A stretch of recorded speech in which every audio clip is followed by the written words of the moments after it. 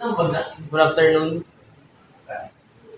Ito palang group 3, Brobies from STEM B. Ngayon ay nandito tayo sa Barangay Hall San Jose at mag-interview tayo ng secretary sa Barangay Hall. At dito tayo para interview si Ginoong, ano pong pangalan mo? Dennis Donato. Dennis Balato. Donato. Donato. Dennis Donato. Ako po si Madre de Vera po. At i-question ko lang po kayo at fast talk na rin po. Pastor ka. Apo. Ano pong pinakamahirap na part sa trabaho niyo po? Pinakamahirap na part. Opo. Pinakamahirap na part. Wala namang mahirap pero mahirap lang yung sa katarungan pambarangay. Kasi maraming nag-aaway eh. That's number 2 po. Paano po ba kayo na pwedeng makulong ang 11 to 16 years old? 11 to 16 years old. Depende sa case.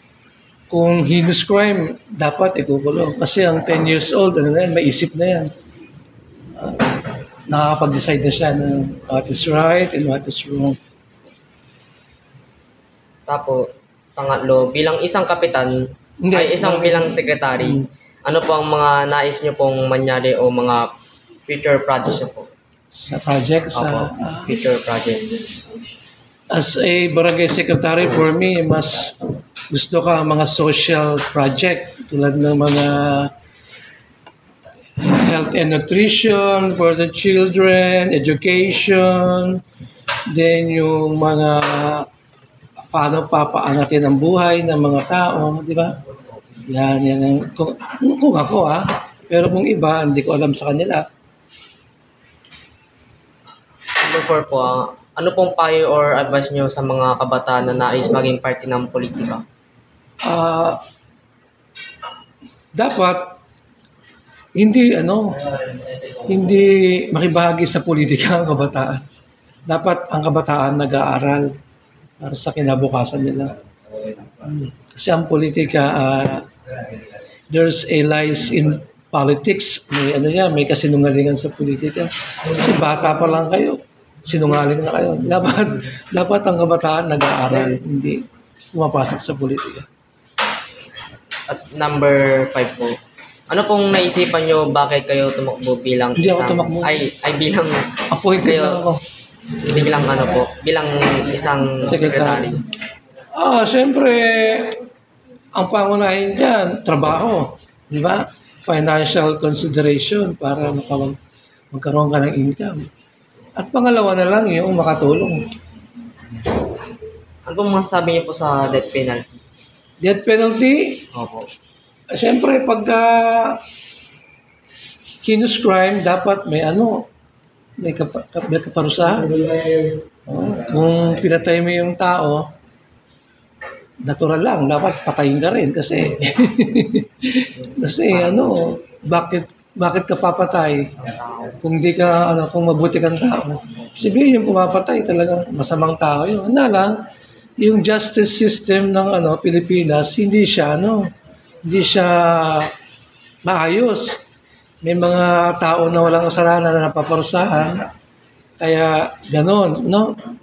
Pero kung sabihin mo yung death penalty, kung matino kang tao, ba't ka papatay, di ba? Di ba? Correct. Opo, correct. Number 7 po, ano po ang mga plano niya ang barangays para sa mga susunod na buwan po? Magpaayos ng mga katulad ito, magpagawa ng barangay hall, magtayo ng mga street light para sa gabi maliwanag, maglinis ng mga kanal para sa bagyo ay hindi babaha. Iwas lingin rin po. At saka marami pang iba, confidential. Number 8 po, paano po nyo tinutugunan ang mga suliranin ng sa kalinisan at kapaligiran sa inyong... Kalinisan, syempre, dapat attitude ng tao yung maglilinis. Tapat mo, linis mo, di ba?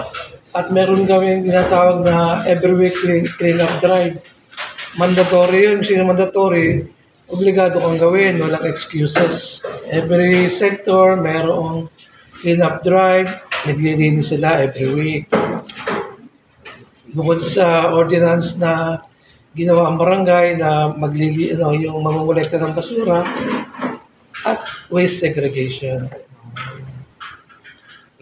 Hi, Sir Jay. How are you?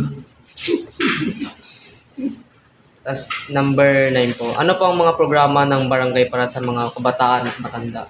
Sa kabataan, meron may mga libreng school supplies, mga daycare, mga bag, mga tumbler, sa matanda naman, mga libreng gamot. And every December, meron silang nakukuha mga regalo tulad ng bigas, whatsoever, anong gusto mo yung barangay. At number 10 po, paano po nyo siguraduhin at ang seguridad at kaligtasan ng mga residente ng barangay po? Yung security ng residente, isa yun sa core principles ng barangay. Sabihin ng core principles, siya yung pangunahing prinsipyo na dapat gagawin ng isang barangay na magkaroon ng safety ang bawat. Mamaya, meron kaming peace and order committee, may mga barangay tanod na umiikot sa gabi, inaalamin ka nagaya ng paligid. Siyempre, meron tayong mga plano. Yung plano sa barangay, peace and order plan, plano gagawin na matahimik ang isang komunidad. Number 11. Ano po ang mga hakbangin ng barangay para sa mga negosyo at trabaho sa komunidad? Sa negosyo, siyempre, as a principle sa business, hindi nakikialam ang barangay sa kung ano mang pamamahala ang gawin ng isang negosyo. And siyempre, pag maayos ang isang komunidad, makaka-attract ito ng investment. Paano naging maayos? Tahimik, maganda ang patakaran sa mga nagninegosyo. Ganda po. Ganda ng mga answer mo. Tapos, move na tayo sa fast talk po. Number 1 po, kanta o sayaw? Kanta o sayaw? Kanta na lang! Ang pangalawa po, kape o soft drinks? Wala. Wala po. Tatlo po. Tanod na pogi o tanod na lagi nasa duty? Tanod na pogi po or tanod na lagi nasa duty? Wala lalo. Wala nagdabilo. Pangapat po, libreng lugaw o libreng wifi? Ay, libreng lugaw. Nakakabusog yun eh. Pang-5 po, libreng bigas o libreng chismis? Siyempre, libreng bigas. Pang-6 po, kape o Red Horse? Wala nga, kape. Tsaka Red Horse, hindi ko nga tape eh. Pang-6 po, CCTV o chismosang marites?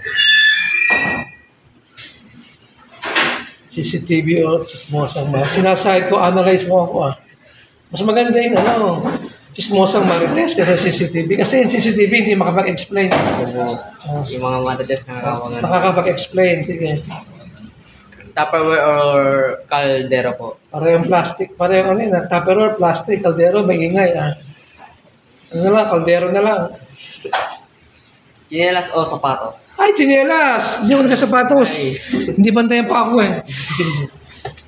Puto o kutsinta? Kutsinta. Wow.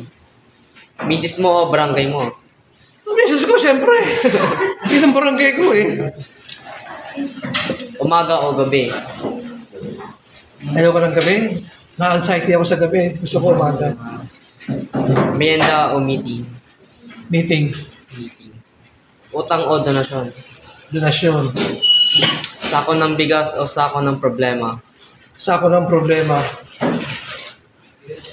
Mulan ng project o mulan ng problema? Muulan ng problema. Okay.